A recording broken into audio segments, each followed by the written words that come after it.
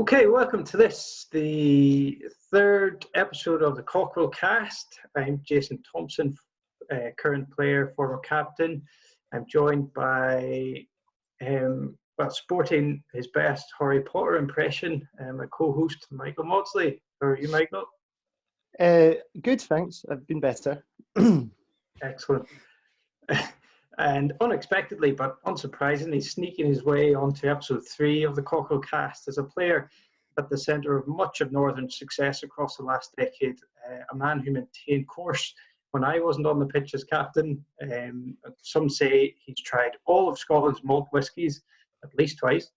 Your current Vice President, Andrew Spiller. Welcome, Spills. How are you this evening? I'm good, thank you, gents. How are you? Excellent, Pat. Jason, why wouldn't you have been on the pitch as captain? Well, either injury or one of the handful of cards I was awarded. More likely the latter, I think. Eventually. So firstly, what I've just spotted it there. What have you got to drink, Spills? I'm drinking a bunker favourite, Birds and the Bees, and I also have a little Dalmore 12. Of course you do. Of course I do. And in honour of the occasion, I've opened a new bottle of malt. One I've yet to try. A boon I have been. Quite nice so far. And Michael? I'm reluctantly drinking, and I'm drinking a Frailshire Heather Ale and a Jura 10. Oh, nice. One of my favourites. It's lovely. Excellent. So firstly, your lockdown situation, Spills. How are you managing? Surviving just. I'm still working. Working from home and juggling childcare with a 3.5-year-old, which is always fun because Sarah's working also. And just excessive drinking and just try to get through the day. Good to hear. What about you two? I've noticed that nobody else has really asked you guys what you've been up to. That's because we're really boring. We'll have to have like a guest host on, I think, 1 or 2 episodes to do this, really. But okay. Thanks for asking. I'm furloughed, so managing to do most of the childcare while Laura works upstairs. And Michael, I think you're... Yeah, I'm working hard for the Scottish Government from home, though, which is interesting. Something I thought I'd never be able to do, but I have done. Good stuff. So, firstly, Spills, you're one of a very rare breed of Northern player in recent times, an Edinburgh-born Northerner, if that's not too much of an oddity. Let's touch on your backstory. You're obviously from Edinburgh, like I said. I'm from Edinburgh. I went to school at George Watson's from... I think I went in P6, so what's that, 10 or 11 years old. And then that's where I started playing rugby when I went to Watson's. And then moved to Aberdeen for university and didn't play rugby up there, actually. I defected to the dark side and played football for 4 years, which was good. But then I really just missed playing rugby a lot, so got back into it when I came back down from uni. Very good. So you touched on it there. You obviously picked up the ball first at Watson's. I take it that was the only real school club you played for then, and you've always been a 9. Is that correct? Well, actually, no. I started as a fullback. And then had a couple of games playing flanker, and then played sort of all through the backs. But then I guess I decided to go to 9, probably a combination of my height and the fact that I was a relatively good passer. Just sort of settled on 9 after that. Well done. And would there have been any representative rugby or trophies worth noting? Well, we got to the Scottish Schools Cup final So we played at Murrayfield. We were a very good team at Watson's in my last couple of years. So we didn't win the final, unfortunately. In fact, we got beaten quite convincingly by Merchiston Castle. But it was a very good experience. And then we had a relatively successful tour of New Zealand when I was in 6th year. So we won 2 and lost 2, which I think when you're in New Zealand, that can be considered a relatively successful tour. And that's probably about all there is to note in terms of trophies or anything. I was picked at a Scottish rugby camp when I was about 11 years old. No, maybe slightly older than that, maybe 12 or 13. I was a Scottish rugby camp for Gavin Hastings and Sean Lane were at it. And myself and one other were picked to be the 2 most likely to play for Scotland. The other person that was there was Kelly Brown. So he obviously did get picked to play for Scotland, and I ended up paying £5 in match fees to play rugby every Saturday. So I suppose there's 2 quite fairly polar opposite careers there. Given the choice, would you rather the 64 Scotland caps that Kelly Brown had, or the 150 plus for Northern? Good question. I think that it was my ambition to play rugby for Scotland when I was really young. But no, I've certainly enjoyed my time playing for Northern, so I would probably pick the way that I've gone. Fantastic. I suppose that conveniently leads on. You've talked about being a wee boy wanting to play for Scotland growing up. Who would you say are your biggest rugby influences? So that can be people in your family, for example, or it could be pro and international players, whatever you feel best fits the answer. Well, I probably will answer for both of them, actually, because I think that my family were a large rugby family. My dad played rugby all his life. Both my brothers both played for Watsonians and Livingston as well. So I kind of grew up around rugby clubs and, on the side of the pitch from when I was 3 or 4 years old. I probably spent every Saturday all the way growing up in a bar or at the side of a rugby pitch, which was, absolutely perfect way to be growing up. And as far as internationals go, John Olomu was a big influence for me. I'm sure a lot of people probably say that one as well. Not that I have modelled my game on his by any stretch of the imagination, but I just think that he changed rugby so much. And then the other one to go with my position would be Joos van Vesthuizen. I just thought he was such a good player, and he liked the odd bit of sneakiness as well. So That's brilliant player. So then, how and when did you learn about the best club ever? I was actually introduced back to the club by Paul Taylor. So when in uni in Aberdeen, when we were watching probably another disappointing Scotland game, we were having a few beers, and he was saying that he'd been travelling down from Aberdeen every second Saturday to play for a club called Edinburgh Northern. And I have to confess, I'd never heard of Edinburgh Northern at the time. And I'd seen Pablo play rugby a few times, and I thought, well, this club must have a very good social side if he's travelling all that way down just to play on a Saturday. And he was right, actually. Yeah, it definitely is a good social team, and I joined the next again pre-season. That's right. Yeah, was it a school sports day event? Was it around that time? Sort of. Yeah, that was my first event. Yeah, that was a great day, actually. Really good. I missed it. It was one of my summers home from university, but certainly came back and there was a huge influx of players that time. A lot of the Irish contingent and whatnot. Still didn't have a great season, I don't think.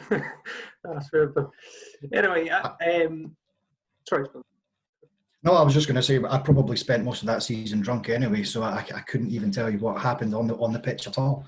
Fair enough. So I would say Spills as the footballing ability, which is invaluable on the pitch, someone I could turn to and have a brief, frank chat with before making a call as captain. Certainly an eye for a gap or a wee chip in behind. So what would you say is your own Northern experience in your time so far? Yeah, I guess longevity has probably played a large part in what I've done at Northern. I think this is my 14th or 15th season that I'll be going into. And with that comes a lot of experience in playing in this division.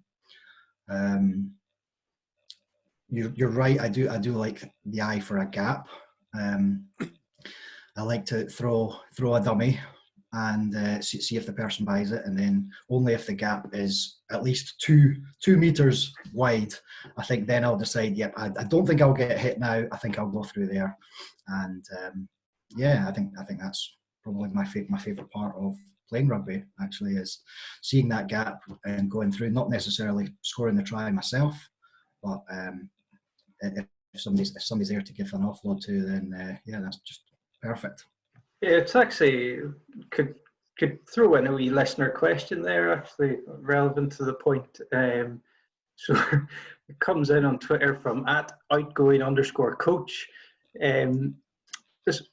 He asks, how do you, at your age and distinct loss of pace, still slide through gaps with ease? It's all about experience.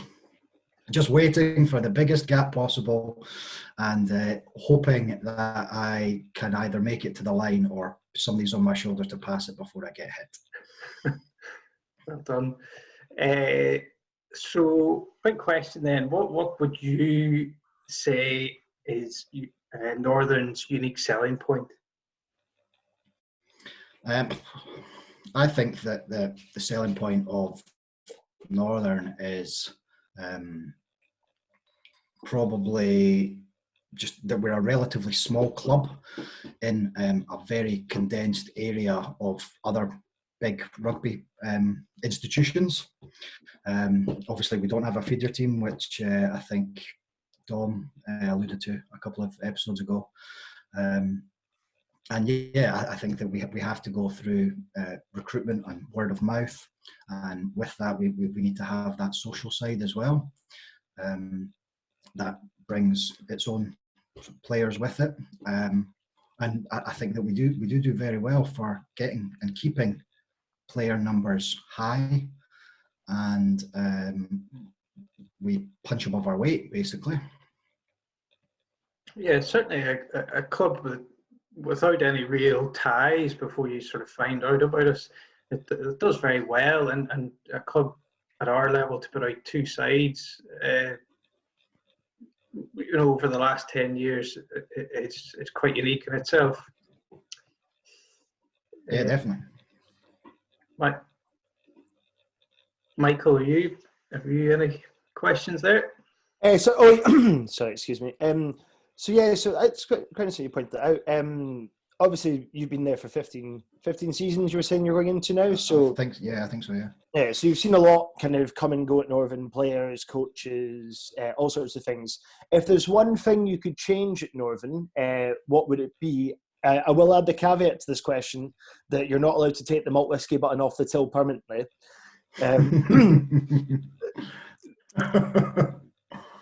So what would I change about Northern? Yeah. I genuinely don't think there is anything that I would change about it. I think that the club's got a fantastic atmosphere when you're down there on a Saturday. I think that the bunker brings its own ambience with that as well. I'm sure being on committee, I probably should say something like improved facilities or, all those sort of things. But I think that having those relatively limited facilities sort of brings its own character with it. And yeah, genuinely, I don't think I would change anything about the way that Northern is, or on a Saturday, or the way that it's run. Excellent. Yeah, it is easy to agree with Ben there. And I have one memory of, remember we were key holders, and I won't name the club, but obviously one very close to us had to come up and use our changing rooms, and having to sort of drag them through the toilets, and couldn't get the door then to the changing rooms open, so I had to go out and round and whatnot.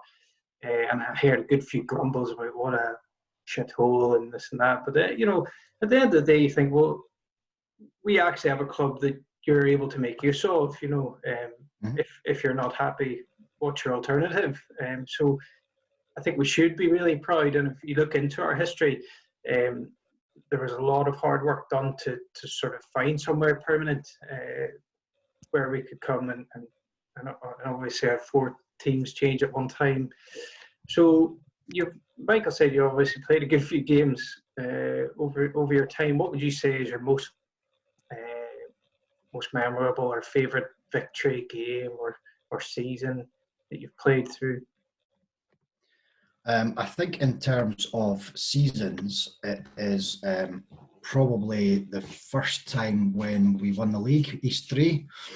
I can't remember the year. You might be able to help me out with the year, but it was relatively early in my sort of Northern time. I would say about 2008 or 2009, something like that. 8, 9, I think you might be right. So yeah, that was just a great season to be involved in, and sort of winning the league, and the parties after you win the league are certainly something special. So definitely that's really quite high fond in my memory. And then I guess in terms of a specific game, it was when Paul Larter was coach, and we were playing against Dalkeith at the school pitch, Broughton school pitch, and we had a really, really good team out that day, and we beat them relatively convincingly, and I think we might have stopped them winning the league actually. And obviously Dalkeith weren't best pleased afterwards, and we were all in the bar sort of quite happy, quite smug, I would have thought, and they didn't decide to come into our changing into the bar for a drink afterwards, which probably made us a little bit smugger, I would have said. And I don't really condone what their actions in that way, but yeah, it's certainly made us feel very, very good about ourselves that day. So I would say that's probably one of my favourite games. Fantastic. And obviously, so you've talked about your eye for a gap. I distinctly remember you scoring a number of tries in the time that we've played together since 2013. Almost all of them identical. But I wonder, do you have any particular tries that stand out, either yourself or others from your time at Northern? I can't really remember very many of my own tries, to be honest. If I'm on, it's they were normally just sort of 4 or 5 yards, as you sort of alluded to, 4 or 5 yards, waiting for a big enough gap and just diving over. I'm sure I have scored a few where I might have had to run more than 22, but I think the one that stands in my memory most, again, was against Dalkeith. I can see a theme going here, but there was a game where we were away at Dalkeith this time, and I've certainly not won away at Dalkeith very often, and we were a couple of tries up going into the last 10 minutes, and I noticed that the referee had put his hand out for advantage, so I put a little chip kick over the top, and it bounced once, and then came in. The ball bounced right on its end, right into Sasha's hands, right underneath the posts, and yeah, that sort of won the game, and I just felt that was a really nice try, and yeah. That's right. I think if you look back at the video, you've turned away and started walking back before the try's even scored. Obviously, it's actually something you touched on when you were talking about breaking through a gap. It's something that we talk about quite occasionally about rugby and kind of football and allegories. Assists. In terms of on a rugby pitch, would you rather score a try or would you rather come up with an assist? In terms of kind of, I suppose, action. I think now that I've moved to 10, it probably is the assist side. I think everybody knows my love of a crossfield kick, which invariably don't actually work, but when they do come off, I do enjoy doing that.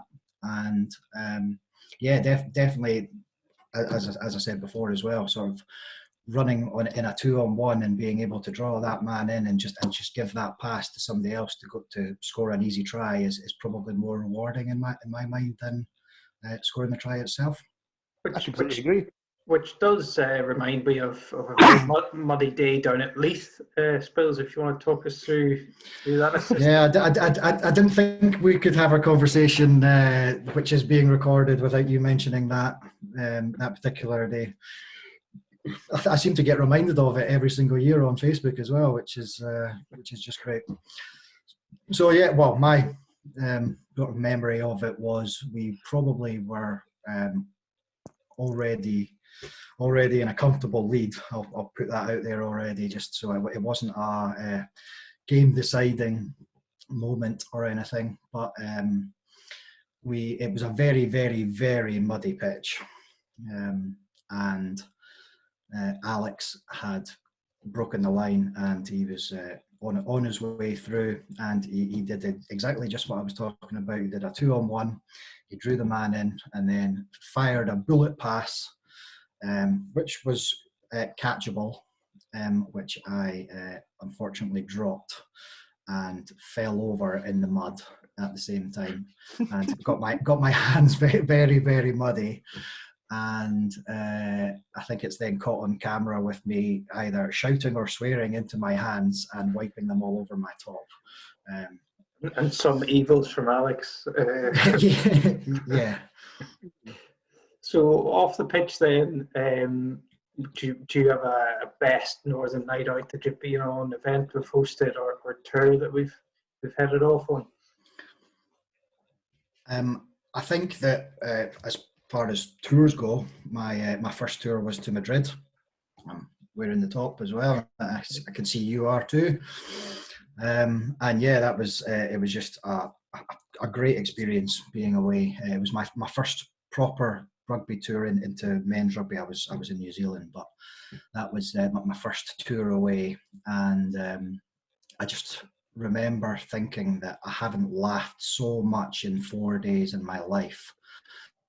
I've probably never been as drunk as I was, and it was just absolutely fantastic.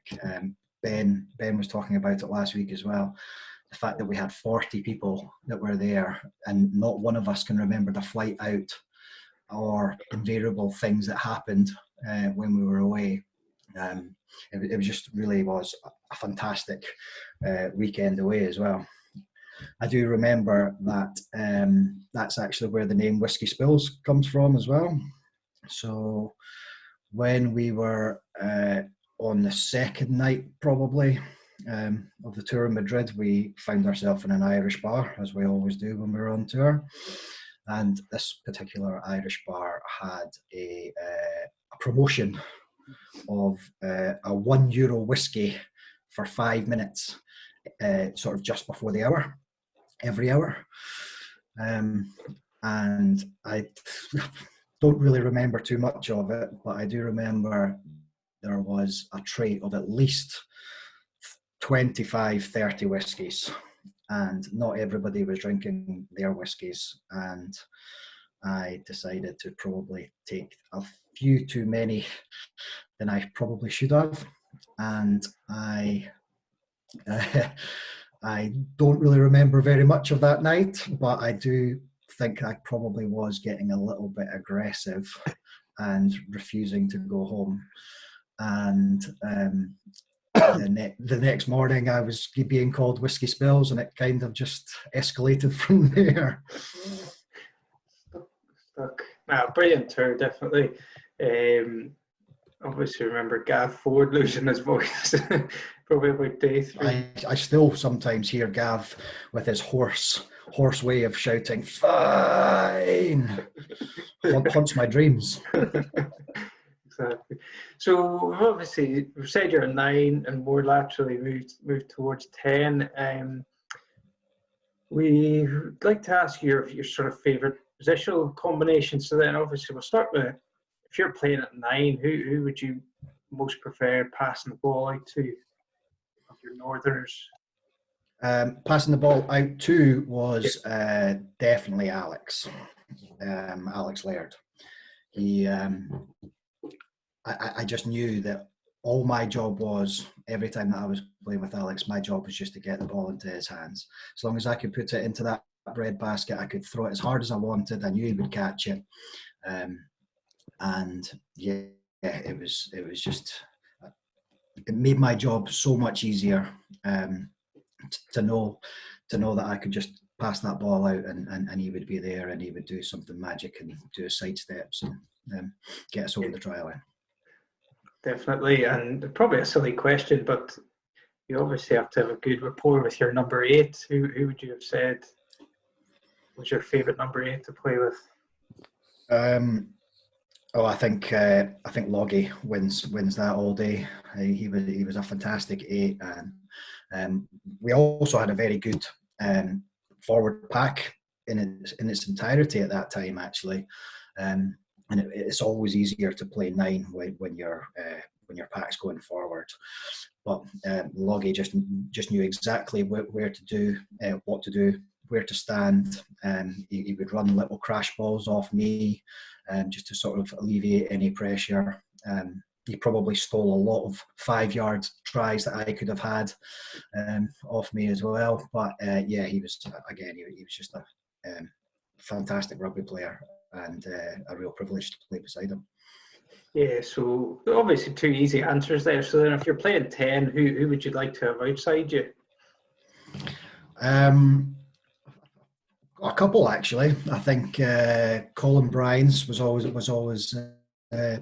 good aggressive 12 to have. He used to like running the ball up to the line a lot more than I did. So yeah, I would say definitely Colin for that factor. And then more recently, when I was at 10 as well, probably Robbie. The first time I met Robbie at training, he came up and introduced himself and said, "I am Robbie. I'm going to play 12," or whatever he said. And he said, "I just remember, I'm a monkey. You tell me what to do, I'll do it." And I thought, well, that's just a great attitude to have for somebody coming into a club, and just basically saying, you know, you're the 10, you run the show, you tell me what to do, and I'll do it. And it just makes my job so much easier. Good stuff. So a new feature this week then, I'll let Michael lead it, but questions from the audience. So we've put out asking club members to sort of send us in their most burning questions from you. Yes, so you won't have seen these, which is nice. The first one is from at Yug Dunger. Obviously, it's your favourite Hardman moment, please. Related to rugby or just in general? I think just he hasn't specified, so I feel like you've got an open goal there, whatever you want to go with. Oh, there's far too many for me to even think of, or ones that are probably broadcastable. I do remember once when we were on rugby tour in Cologne. I know that we shouldn't be doing any tales on tour, but I do remember Neil losing his club program, and his punishment was to have another program which we had printed off spare put on him in one part of his anatomy and he had to run round the rugby pitch that we just played on. And I think that's probably my favourite Neil Hardman story. Excellent. I personally never heard that before, so that's good. So the next one was the second part of the question from outgoing_coach, which was, having played for Northern for numerous years, how have you managed to get away with not tackling? I'm probably going to go back to my stock answer, which is experience. I think that if you stand in the right place, you can force defenders away from you, while still doing your best to defend, and sort of push them back into the line of the back row who are coming over to help me out, which I tell them every single game to do. So normally they would be running back into JT or Turkey, or that's probably how I get away with it so much. I do remember you making one tackle against Liberton, and I think you broke your nose. I've never broken my nose. No, I'm sure you went. Maybe I'm imagining it, but 4 minutes in, tackling someone and going backwards and coming off quite quickly. Oh, it was my shoulder. Yeah, it wasn't my nose. It was my shoulder. Yeah. I do remember that as well, and I went off quite quickly, and it shows why I have so little practice of tackling, why I probably shouldn't do it. Yeah, that was my memory of that. And the final question, which I don't actually like because it references me, from outgoing_captain, what should Mawdsley's playing position be? Funny. Myself and the outgoing captain have discussed this one or two times before. I'm trying to be as diplomatic as possible. But I think that my favourite position of where you're playing is probably on the wing. If you were to improve fitness slightly. Significantly. Significantly, especially after lockdown. I think that your best position is on the wing. And I do remember a couple of tries that we've scored as well, where I can't remember if I was at 9 or 10, probably at 9. Basically going into the base of a ruck, and from 5, 6, 7 yards out, just hitting a sort of double miss pass to you out on the wing. And I think if you go at the right sort of trajectory, you're going to score every time with that excessive bulk. I think that's a nice way of putting it. The game you're referring to is Liberton. Liberton, yeah. Yeah, right in the corner. Thank you, excessive bulk. Excellent. That's. No, I was going to say I think that's all the questions we had submitted for you. Yeah, thanks for answering those. So just really lastly for me, what are you most looking forward to doing when life returns to normal? I'm actually just looking forward to life going back to normal, to be honest, and making up excuses for why I'm not going to be attending training, getting back on the golf course, and just going out and having a few beers on a Saturday would be absolutely perfect, rather than doing it on in my living room or dining room table over Zoom. So that's definitely what I'm looking forward to the most. Stuff, hopefully not too far away. So Michael, unless you have anything else, I think I'll just round up. I've got nothing else to add. Good stuff. So next up, we plan to speak to a Northerner who many of you are relying on for essential booze deliveries. So please send us your burning questions for Kit Walker.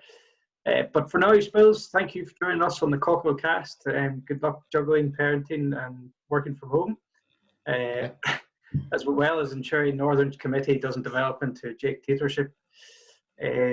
Stay safe, and we hope it's not too long before we see each other down the bunker.